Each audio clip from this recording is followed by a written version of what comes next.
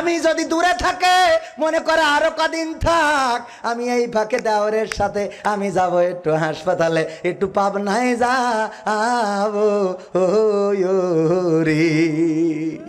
সত্য না মিথ্যা? আর যদি বিদেশে থাকে তাইলে তো কথাই নেই। বিদেশে যাওয়ার সময় আবার কিছু খাটাস আছে। আমার ভাইজান বিদেশে যাওয়ার সময় বলতেছে, কবির ভাই বউটা তোমার কাছে রেখে গেলাম, দেখে রেখো, কারণ তুমি আমার প্রাণের ভাই, তুমি ছাড়া কেউ নাই নাই রে। এরম আছে না বন্ধু বান্ধব? কয় বন্ধু আমার তো কেউ নাই, আমার বউয়েরও কেউ নাই, দোস্ত তোর দায়িত্বে রেখে গেলাম বউটা, বিপদে মুসিবতে একটু দেখে রাখিস। তারপরে এও মনে করে সুযোগ একটা পাইছি রে। পায় না? পায় না? আর এই যখন অন্যায় করা শুরু করে দেয় তখন আর স্বামীর কথা ভালো লাগে না। স্বামী যদি বিদেশতে ফোন দেয়, দিলি অমনি ঝাড়ি মারা, এত ফোন দাও কেন, তোমার কাজ করা লাগে না নাকি, এত ফোন দিতে হয় কের জন্য? আর যদি বল্টু ফোন দেয়, হ্যাঁ বল্টু ভাই কেমন আছো তুমি, অনেকদিন পরে ফোন দিলে, আহা গো তুমি শুকিয়ে গিয়েছো দেখছি। হ্যাঁ কুর্তা কাটিং কোনে দিয়েছিলে? চুলের কুর্তা কাটিং আছে না নাই?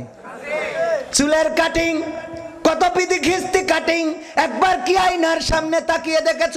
কয়েকদিন আগে অ্যাক্সিডেন্ট করলাম, যাত্রা বাড়িতে ট্রাক পিছিয়ে এসে আমার গাড়িটা ঢলে দিল।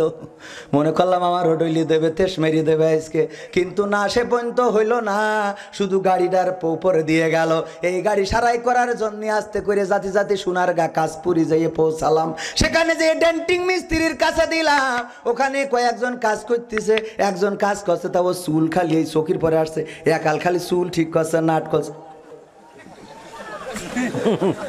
মিজাজটা এত খারাপ হতে লাগলো, মনে হইলো যে ধরি আগে ও চুল কেটে নি। তা দেখলাম আমার গাড়ি খারাপ হয়ে গেছে, ঠিক না করে দিলাম, আর মাহফিলও তো করতে পারো না, মাফ করে দিলাম, বোঝেননি? ও খালি চুল ঠিক, মানে চুল এক মুড়াতে আসছে, চুল এই চোখের পরে আসছে, এখানে চুল এক পরে দেন। এরম বান্দর আছে না কিছু ভাই, আছে না? মুখে দাড়ি রাখে না, অথচ চুলের বাহার, দাড়ি রাখতে কষ্ট হয়, দাড়ি অন্যরা রাখলে চুলকায়।